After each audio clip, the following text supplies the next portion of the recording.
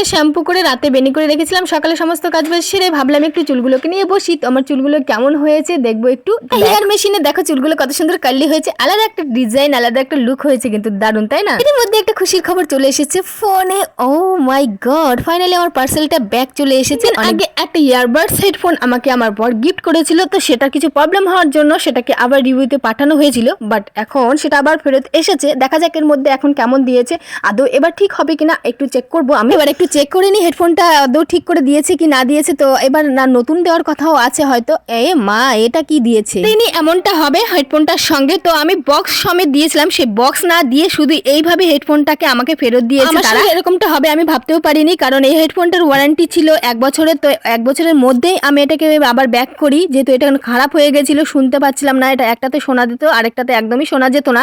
তো আমি এটাকে আবার পাঠিয়েছিলাম সেখানে, তারা সেই হেডফোনটাকে ফেরত পাঠায় একটু হয়তো ঠিকঠাক করে, তারপরে বক্স আলাদা দেয়নি। আমার সঙ্গে এমনটা হবে আমি ভাবতেই পারিনি সত্যি।